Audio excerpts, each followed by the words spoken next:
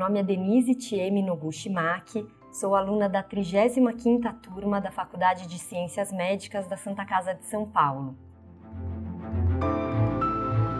Eu entrei na faculdade em 1997 e lembro como se fosse ontem a alegria de entrar na segunda lista da Santa Casa. Eu tinha prestado algumas universidades públicas, cheguei a prestar uma universidade no interior, mas na minha época, até financeiramente, valia a pena ficar em São Paulo e pagar a Santa Casa do que morar fora e ter todas essas despesas. E aí eu me lembro do primeiro dia da matrícula, entrando na Santa Casa, conhecendo pela primeira vez, no meu caso, os tijolinhos e vendo ali toda a receptividade dos nossos veteranos, né, naquela época. E eu lembro que eu encontrei um veterano que era irmão de uma amiga que tinha feito colégio comigo e ele já me reconheceu, então eu já comecei a me sentir em casa nesse primeiro momento da matrícula, do acolhimento, e estava lá o pessoal da Atlética, o pessoal do centro acadêmico, e foi muito importante esse momento acolhedor para mim, porque era algo muito novo. E parando para pensar e lembrar por que eu escolhi a medicina em si, eu costumo dizer que, na verdade, eu escolhi a pediatria. Na verdade, antes da pediatria, eu escolhi lidar com crianças. Eu sou filha única, sempre quis ter irmãos, sempre gostei muito dos meus priminhos, com quem eu tive muito contato, cuidado.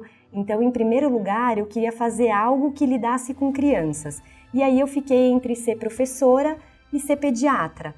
Como eu venho de uma família aí de professores, meus pais eram professores, meu pai professor de física, matemática, minha mãe professora de história, a minha mãe falou assim para mim: olha, filha, você gosta muito de estudar, você é boa nisso, vai ser pediatra. Se você não gostar, depois você muda e vai fazer letras ou pedagogia, o que você quiser. E na época eu não gostei muito disso que ela falou, né, dos motivos, mas eu resolvi ouvir esse conselho e hoje, mãe, obrigada, porque eu sou muito feliz na minha profissão. Pude e atualmente exerço ainda a profissão de professora, né? Então, o meu caminho aí foi por conta desse amor pela relação aí com as crianças, e mais tarde eu acabei descobrindo que o que eu amo mesmo são pessoas e as suas relações, e isso faz parte da minha trajetória profissional. Mas voltando ali para o primeiro ano da Santa Casa, lembro, e algo que acho que muitas pessoas devem falar, sobre o momento ali do trote, né? Até a gente conheceu o centro esportivo na época, o SEMA, e a minha turma ainda teve aquela experiência de entrar naquela piscina cheia de musgo, que na época era uma piscina que não era mais utilizada, enfim. Então foram assim alguns rituais pelas quais a gente passou, além do banho de lama, claro, né? Eu acho que hoje, se eu for olhar se isso é adequado ou não, a gente pode entrar nessa discussão, mas eu acho que aquele momento para mim foi como que um batismo, né? Do tipo, agora vocês pertencem a esta casa, agora vocês fazem parte dessa comunidade, dessa família, e foi sempre assim que eu me senti aqui. Desde o primeiro momento eu me senti muito acolhida. Eu tinha vindo de um ano de cursinho, meu pai tinha falecido por um câncer, ele tinha ficado 4 anos doente e ele faleceu no ano em que eu comecei o cursinho. Então entrar na faculdade foi uma fase completamente nova. Minha mãe estava para se aposentar, eu entrei na Santa Casa e a gente já, né, numa vida aí sem meu pai, uma família pequena, sem irmãos, a faculdade passou a representar 110% da minha vida, eu posso dizer. Eu realmente entrei de cabeça na faculdade. E foi também, acho que isso é um pouco curioso, o primeiro ambiente em que eu não estava convivendo com tantas pessoas da colônia japonesa. Então eu sou neta de japoneses, os meus avós, tanto do lado materno quanto paterno, vieram do Japão para cá, né, nos famosos aí navios, e eu sempre estudei numa escola de ensino aí fundamental, que tinha 80, quase 90% de descendentes de japoneses. Depois eu fiz o que foi o Centro Educacional Pioneiro, depois eu fui para o Colégio Etapa, que também mantém ainda essa tradição de ter muitos orientais, e aí eu fui para o cursinho no Anglo, e quando eu entrei realmente na Santa Casa, é que eu aumentei aí, vamos dizer, o meu convívio com pessoas que não são da colônia, e isso foi um marco para mim, porque até o colégio eu achava que eu era muito alta, uma japonesa com 1,60 para mim era assim, nossa, eu sou alta demais, eu cresci muito rápido, né, na adolescência, e quando eu entrei na faculdade e comecei a me interessar pelos esportes, eu já jogava vôlei na escola, no colégio, né, então eu entrei para o time de vôlei, para o time de basquete, e aí eu percebi que eu era uma nanica. E eu pensei, poxa, se eu pudesse aí ter tido 5 centímetros a mais, teria feito toda a diferença no mundo. Então, foi interessante para mim também e ampliou esse horizonte de convívio com as pessoas.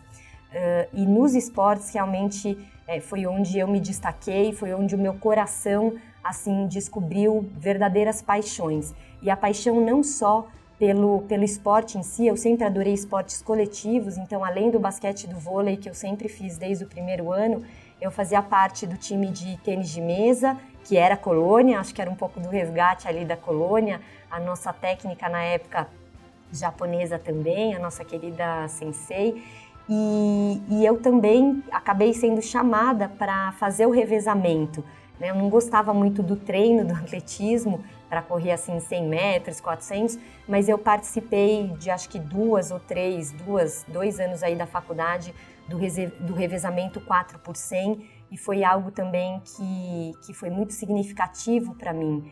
Então tem gente hoje que fala, né, medicina não sei como é que você fez, mas educação física certamente você fez ou a parte de esportes. E aí, por conta do esporte, eu fui diretora de modalidade no basquete, depois eu fui diretora geral de esportes, né, DGE, sempre muito envolvida com essa parte e acabei ficando muito conhecida também nas turmas ali, né, contemporâneas com a minha, por conta dessa parte no esporte. E hoje, o que eu levo de aprendizado disso foi aprender a me relacionar com pessoas para fora do meu ano da faculdade, me relacionar com os veteranos, que era algo também que acho que era muito importante, conviver e respeitar essa hierarquia de quem estava mais tempo que você, de quem tinha mais habilidades e jogava melhor do que você, e também o contrário, conforme eu fui avançando ali na faculdade, acolher os calouros, né, reconhecer ali, se reconhecer em quem estava entrando. O basquete era um esporte que eu nunca tinha treinado nem jogado e acabou que era um dos meus favoritos, para além ali do vôlei. Então, eu costumo dizer que foi o esporte que abriu o meu olhar, que realmente me ajudou a aprender a lidar melhor com as pessoas que seriam os meus futuros colegas e também a ter um olhar para o paciente mais empático, né? Eu acho que também mais acolhedor, mais humilde, porque eu acho que o esporte te ensina isso, né? Ainda mais o esporte competitivo e o coletivo, você aprende muito a como trabalhar em equipe, a ter ali a torcida também, né? Que hoje eu vejo o quanto isso se reflete na minha vida.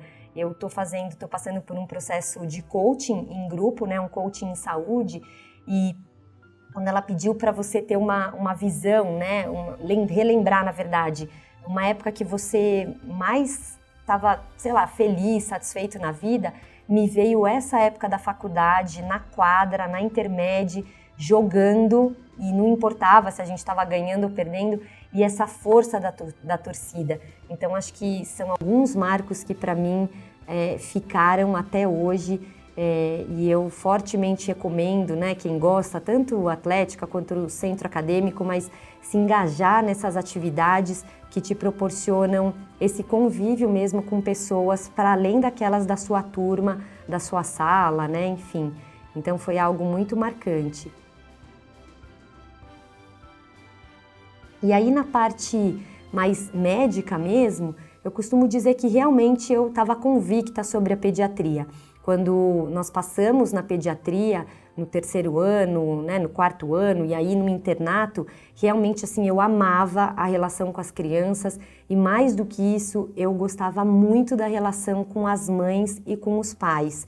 Então eu estava certa de que eu queria pediatria, eu nunca amei nenhuma especialidade assim, porque eu acho que eu sempre fui aquela pessoa ligada no ser humano e não na doença, então eu não gostei, assim, não amei de paixão nenhuma especialidade relacionada a doenças, foi sempre mesmo pelas pessoas, e eu me surpreendi porque no final da faculdade eu prestei pediatria, queria ficar na Santa Casa, cheguei a prestar fora, mas quis ficar mesmo na Santa Casa, fiz os 2 anos de pediatria, convicta de que eu ia fazer ou puericultura mesmo, ou de que eu ia fazer imuno, né, alergia, para lidar com as crianças no consultório. Eu brincava que eu queria ser a médica do posto de saúde, da atenção primária, mas eu me surpreendi quando eu passei na oncologia pediátrica. Já no 5º ano, foi uma especialidade que me marcou, mas de novo por causa das crianças e das mães, não pelo câncer em si, né? Eu não tinha um objetivo de, eu quero descobrir a cura para o câncer, ou enfim, né, os quimioterápicos, etc. E isso se perpetuou na residência e no 2º semestre do 2º ano de pediatria é que eu decidi mesmo fazer a oncologia pediátrica, até porque meus colegas falavam, mas você defende essa especialidade o tempo inteiro, por que você não faz, né? E aí eu brinco, falei, nossa, mas na minha família já dizem que eu errei fazendo pediatria, porque meus tios todos queriam que eu fizesse geriatria. Depois eu vou errar pela 2ª vez fazendo oncopediatria, que todo mundo torcia o nariz. Nossa, não acredito, você vai fazer isso, como você tem coragem? Mas eu acho que eu sempre fui mais assim, de seguir o meu coração e era algo muito forte em mim, de que eu achava que eu podia ser útil, né, ou ter algum diferencial ao lidar aí com essas crianças, com essas famílias das crianças com câncer. E aí chegou a hora então de eu me despedir da Santa Casa, porque eu prestei residência fora, né? Então eu prestei na Santa Casa, no HC e na Escola Paulista. Minha cabeça era de ficar sim na Santa Casa, mas no meu ano mudaram o processo seletivo e aí eu acabei não conseguindo a bolsa da residência, era uma vaga de residência em oncopediatria na Santa Casa, eu fiquei em 2º lugar na prova e aí eu acabei passando no GRAAC, na Unifesp. Na época era só estágio, mas era estágio remunerado e eram 3 anos de estágio e também todo mundo falava que era um ótimo serviço, enfim, era também perto da minha casa, eu ia a pé para a residência e aí eu acabei saindo da Santa, indo para o GRAAC, fiz a oncologia pediátrica lá durante 3 anos e aí depois eu trabalhei 6 anos num hospital chamado Grendac em Jundiaí, porque um pessoal do GRAAC trabalhava lá e me chamou. E lá, durante esses 6 anos, eu digo que eu encontrei a minha prática médica mesmo, a minha clínica, né, minha forma de exercer a medicina, porque era um hospital pequeno, de interior, nós tínhamos poucos pacientes, éramos ali em 3 oncopediatras, pude ter o convívio de uma equipe realmente interdisciplinar, então a enfermagem, a psicologia, a fisioterapia, a TO, a odonto, o serviço social, estava todo mundo muito, a nutricionista, né, muito engajado ali, a farmácia, e a gente teve essa experiência de atuar de maneira realmente interdisciplinar. Então eu digo que foi a minha 2ª faculdade, ainda mais que eu fiquei 6 anos lá, indo e vindo de São Paulo, né? E me marcou muito quando eu conheci a psico-oncologia e resolvi propor que a nossa equipe lá da oncologia pediátrica saísse de Jundiaí e viesse para São Paulo fazer algumas consultas com uma psicóloga, a doutora Magui, especializada e pioneira em psico-oncologia, e nós discutíamos alguns casos a partir do nosso olhar, das nossas emoções, do nosso sofrimento por vezes, e isso para mim foi de um ganho assim inestimável como profissional e como pessoa, de realmente perceber o quanto é importante a gente profissional se olhar, se perceber, dar conta do quanto a gente sofre, dar conta do quanto a gente se indigna às vezes com as situações. E algo também que eu aprendi nessas consultas de psico-oncologia é de pensar na nossa potência. Isso foi algo que eu nunca esqueci e eu levo para onde eu vou. A doutora Magui dizia assim pra gente, né, em cada caso que a gente levava para discutir com ela, vocês têm que prestar muita atenção com a sua onipotência, que é bem característico, né, do médico ou dos profissionais de saúde, de achar que a gente pode tudo, que a gente pode curar, que a gente pode salvar, e às vezes até salvar essa criança daquela família que por vezes a gente considerava que não estava oferecendo o melhor cuidado para ela, e ao mesmo tempo a gente tinha que tomar cuidado com a nossa impotência, de achar então que a gente não podia fazer mais nada por aquela criança que tinha uma doença incurável ou que sabidamente evoluía a óbito.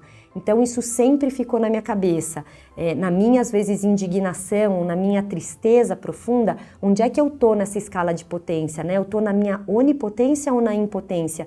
E nenhuma das duas é boa. Então como é que eu modulo isso? Né? Como é que eu chego nesse caminho do meio? E muitas vezes era a gente compartilhando na equipe a visão, o olhar de cada profissional. Isso realmente me marcou muito. E eu achei que eu ia ficar na oncologia pediátrica para sempre, porque eu amava, eu sempre fui muito intensa em tudo que eu fiz, acho que continuo assim, mas eu achei que chegou a hora de voltar para São Paulo. Então, depois dos 6 anos em Jundiaí, a minha chefe na época, que é uma grande amiga hoje, Eliana, veio para São Paulo e logo depois dela eu vim também. E aí eu fiz mais 1 ano e meio de atuação nessa área, no Santa Marcelina, no Tuca. Foi a prova de fogo para mim, porque eu tinha dúvida se eu ia conseguir voltar para São Paulo, para um hospital grande, com uma alta demanda, como a que eu vi na faculdade, na Santa Casa, na residência, no GRAAC.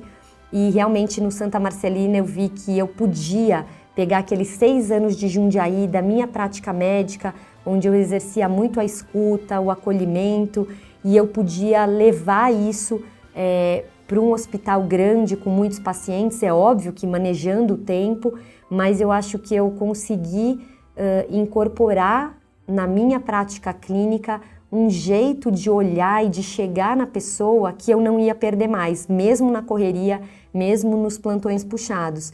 E aí eu comecei a me interessar, eu sou cheia dos estudos, né, ali das especialidades. Depois de ter feito uma pós-graduação em psico-oncologia, eu resolvi fazer a pós-graduação em medicina paliativa, né, no Instituto Paliar. Eu propositadamente não quis fazer só na pediatria, né, até porque naquela época era difícil encontrar específico da pediatria, e aí eu fiz essa pós que era, né, de adultos e tinha umas aulas ali em relação à pediatria, e foi um divisor de águas também na minha maneira de enfrentar aqueles pacientes, né, com as doenças aí que não eram curáveis, e eu acho que também ampliou os recursos, né, que eu tinha para ajudar essas famílias, mesmo na condição da não possibilidade de cura.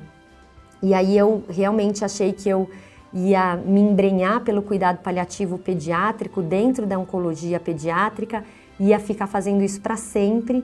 Mas aí eu descobri uma outra pós-graduação, e aí vem a minha transição de carreira. Em 2014, uma amiga que trabalhava comigo em Jundiaí falou para mim: olha, abri uma pós que é a sua cara. Aquelas coisas que as pessoas trazem, né, pra gente, que às vezes cabe, às vezes não cabe. Nesse caso coube muito bem. A Paula, hematologista, falou isso para mim. Ela: olha, essa pós aí do Einstein chama Bases de Medicina Integrativa. Eu, nossa, mas nunca ouvi falar nisso, que história é essa de medicina integrativa? Onde que você tá achando que isso tem a minha cara, né? E aí eu fiquei sabendo dessa pós, na verdade foi em 2013, na primeira turma. Optei por não fazer em 2013, até porque eu estava começando a pós de psico-oncologia, e eu brinquei com ela, falei assim: não, primeira turma eu não vou fazer, eu não vou ser cobaia, deixa ver se isso vai vingar ou não.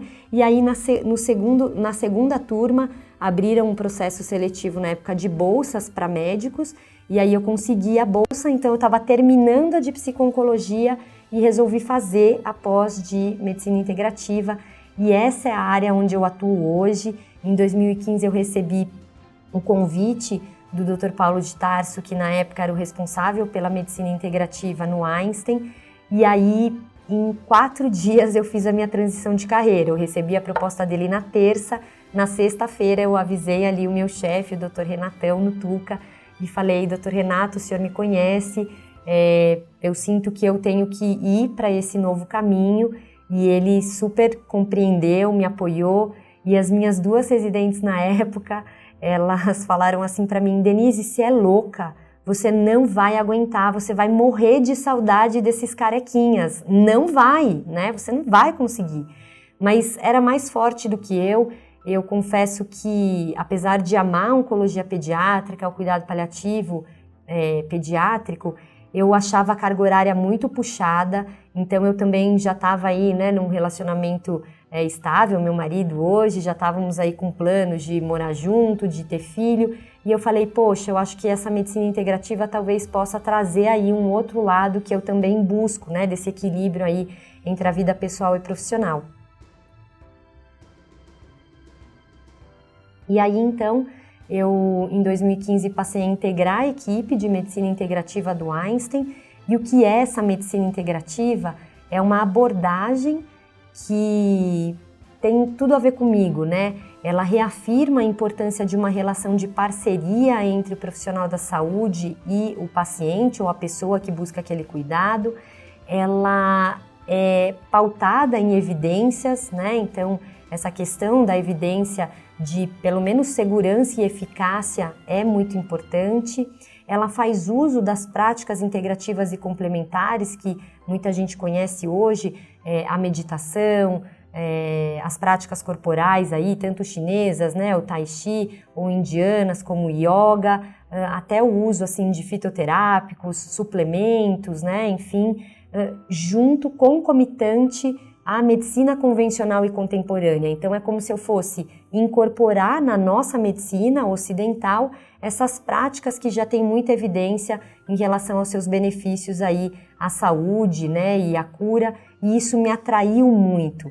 É uma abordagem que estimula a pessoa a ser um participante ativo do seu autocuidado, resgata a autonomia que muitas vezes a gente, como profissional da saúde, tira do paciente, né? O profissional sabedor de tudo, a gente dá a receita ou a gente quer mandar ou convencer a pessoa a fazer aquilo que é o melhor para a sua saúde, e na integrativa a gente sabe que não é dessa maneira, né? Quanto mais autonomia, quanto mais participação ativa o paciente estiver, mais engajado ele vai estar no seu próprio cuidado, e tudo isso chegando aí num estado de bem-estar, né? Então, práticas que proporcionem esse bem-estar, uma melhora aí da sua saúde, se utilizando também de estilos de vida, de mudanças de hábito adequadas, e sempre contando com a interdisciplinaridade. Então, no fundo, eu acredito que, apesar da transição brusca de carreira, porque eu deixei de atender as crianças com câncer, né, os protocolos de quimioterapia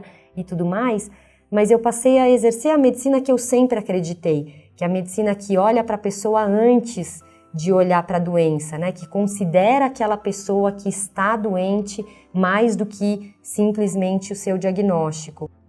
E eu acho que isso foi fundamental. Eu fiquei 4 anos na oncologia dentro do Einstein, então oncologia adulto e crianças, né, trabalhando com terapeutas integrativos, na sua grande maioria aí professores de yoga, mas tinham um health coach, enfim, né, pessoas que também lidavam aí com massagem e tudo mais.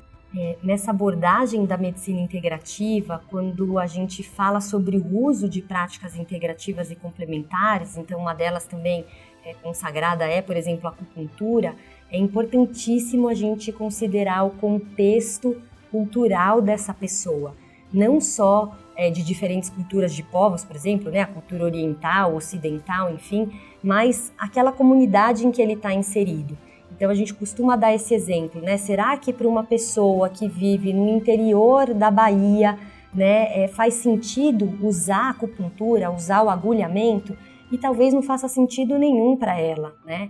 E nas práticas integrativas, o desejo do paciente, o paciente entender que aquilo é adequado para ele, que faz parte da abordagem dele, é algo fundamental. Assim como o uso das plantas medicinais, da fitoterapia, quantas coisas, né? Quantos chás, quantos escaldapés as pessoas não trazem dessa medicina popular, até brasileira, indígena, que a gente precisa contextualizar.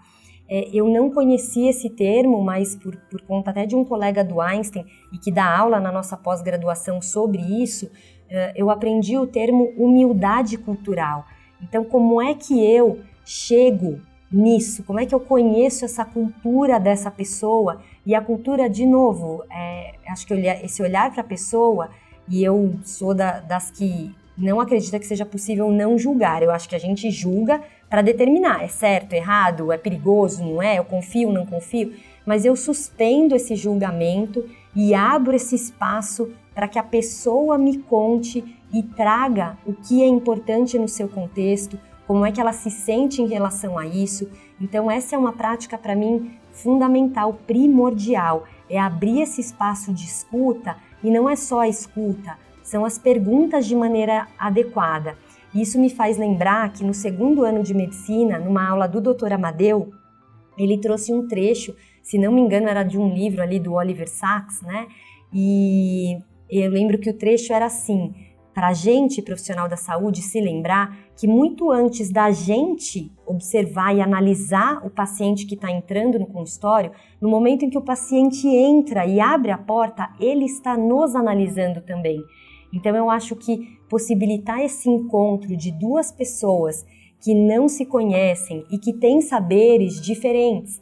Eu costumo falar que nós profissionais temos sim o saber técnico, né, e que a faculdade, que a pós-graduação, que todo o nosso estudo nos possibilitou, mas aquela pessoa que está na minha frente, minimamente ela sabe melhor de si mesma. Não tem como eu, neste meu lugar, saber mais dela do que ela mesma. Então eu acho que essa palavra humildade é fundamental, e a humildade cultural é eu não fazer pressuposições. Então, porque eu sou japonesa, você acha que eu tenho hábitos de comida japonesa, você acha que eu gosto de chá, você acha que eu gosto de ir na Liberdade, você não sabe, né? Eu tinha um apelido, vamos dizer assim, na época da residência da Oncopediatria, que eu era japonesa paraguaia. Eles falavam assim, por quê? Porque eu sou falante, eu sou extrovertida, eu chamava todo mundo para ir na minha casa, né? Então, assim, a gente tem que tomar muito cuidado, ter esse olhar atento, e a única forma de fazer isso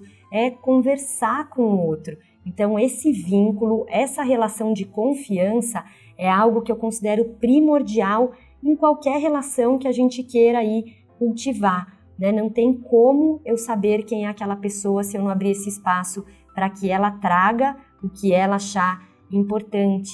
E isso é algo que é um diferencial. Na minha consulta, eu faço poucas consultas individuais, mas tem um momento que eu pergunto para a pessoa: agora eu preciso te conhecer melhor. O que você acredita que faça sentido você me contar ou compartilhar para que a gente possa seguir nessa consulta dentro do que você veio buscar? E muitas vezes as pessoas ficam completamente perdidas, do tipo assim, mas o que você quer saber, né, da minha profissão? Eu falo, o que você acha que é importante eu saber? Porque saber da vida inteira a gente não vai saber, né? E eu complemento que recentemente, em 2021, agora eu fiz uma formação em Cultura da Paz e Tecnologias da Convivência por uma associação que chama Palas Athena e que tem uma parceria aí com a própria Unesco, né, e todo o movimento pela paz. E o que eu levo de mais precioso assim desse curso é que, para mim, a cultura da paz era algo que estava em outra instância, né? O que isso tem a ver com a saúde, o que isso tem a ver comigo como médica, mas eu percebi que assim é o nosso dia a dia, né? Então, dentro desses valores da convivência, a gente pouco conversa sobre valores, saber do paciente o que importa realmente para você, né? Numa relação ou na sua vida, como é que eu estabeleço essa relação sem saber os seus valores, e a partir desses valores a gente pode criar esse espaço aí de convívio, um espaço de confiança, e isso atua em prol da paz, né? Eu acho que a gente está vivendo aí um momento difícil de pandemia, de guerra aí na Ucrânia e na Rússia, e talvez falte um pouco dessa conexão entre as pessoas, que pode começar a partir dessa humildade em conhecer o outro, porque somos todos humanos, mais do que isso, acho que somos todos mamíferos, né? Somos todos aí primatas e pertencemos a um planeta comum que a gente precisa cuidar e a gente precisa preservar, né? E mais do que isso, a gente tem que ser proativo, porque senão a vida não tem sentido e é isso, a gente faz parte desse planeta. E aí, há 3 anos, esse ano vai fazer 3 anos, eu recebi um convite dentro do Einstein para ir para uma área que chama saúde populacional, o núcleo de saúde, bem-estar e saúde mental, e que olha para os programas de promoção da saúde e prevenção dos nossos colaboradores do Einstein. Então, hoje são 19 mil colaboradores e se a gente juntar os dependentes, que também é a população pela qual a gente olha, é aí uma cidade de 40 mil pessoas, né? Então, eu sou a responsável pela frente da medicina integrativa dentro aí da saúde populacional. Então, nós elaboramos projetos e programas que incluem as práticas integrativas e essa abordagem aí centrada na pessoa, para que os nossos colaboradores possam melhorar a sua saúde, possam se engajar no seu autocuidado e, consequentemente, possam também melhorar o seu desempenho, né, com os próprios clientes e pacientes. Então, realmente, olhando aí para essa trajetória, eu acho que eu vejo algo bem diferente, né, bem particular, mas eu acho que tem tudo a ver com o que eu sempre acreditei, essa importância da relação mesmo com as pessoas, com aquilo que realmente importa, né? Tendo essa escuta aí atenta e poder compartilhar o melhor plano aí de cuidado ou do que ela achar que faz sentido para ela. Isso é um pouco aí da minha história. Sou uma entusiasta no que falo e espero poder aí contribuir com vocês durante essa jornada, seja de você, aluno da faculdade que está aí começando sua trajetória, ou de ex-alunos. Eu acho que essa comunidade é muito importante. Eu queria também colocar aqui que depois que eu saí da faculdade, na verdade, eu descobri um ex-aluno da primeira turma da Santa Casa, que até já indiquei aqui para o pessoal também, que é o Dr. Mário Sposati. E para mim o Dr. Mário Sposati, eu ouvia falar dele como a gente ouvia falar do professor Maffei, né? Na minha época aí, 97, e eu achava até que ele já tinha falecido, que já tinha virado aquela coisa da lenda do professor Maffei, né? E aí, conversando com o Dr. Amadeu Amaral, que é da 25ª turma e que foi meu professor também na área aí da medicina social, ele falou, não, mas o Mário, ele trabalha, né? Ele tem consultório, inclusive consultório com o Oswaldo, que é outro pediatra também aqui da Santa, e aí eu marquei uma consulta para conhecer o Dr. Mário. E aí eu brinco com ele que foi, assim, amor à primeira vista, né? Porque eu encontrei no Dr. Mário a mesma paixão que eu tenho pelas pessoas. Ele hoje é homeopata, né, um dos primeiros aí homeopatas, a primeira leva aí de homeopatia aqui do Brasil, e nós mantivemos aí essa amizade, né, até hoje, e o quanto foi importante para mim encontrar alguém da faculdade, ainda mais da primeira turma, que eu acho que tem muito a ver com o que a Santa Casa na minha época era, né, acho que na época do Dr. Mário também, e que hoje eu acho que ainda continua, esse olhar mesmo para a pessoa no seu todo, né, essa nossa missão de em primeiro lugar, estar ao lado da pessoa, independente se a gente vai conseguir ajudá-la no seu processo de cura ou não.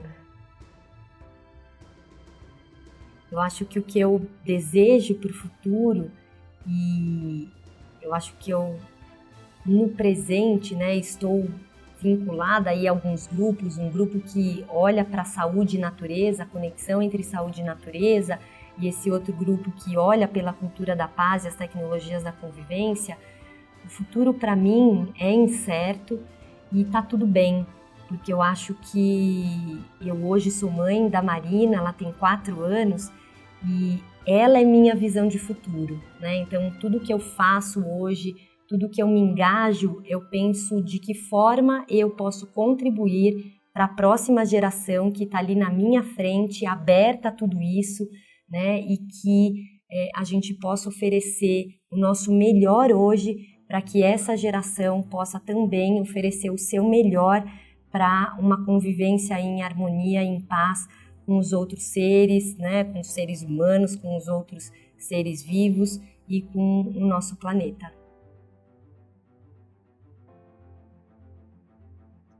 Eu queria deixar aqui minha homenagem e agradecer também ao Dr. Mário e, consequentemente, aí a todos da primeira turma, que foram, acho que, os desbravadores, né, da nossa faculdade.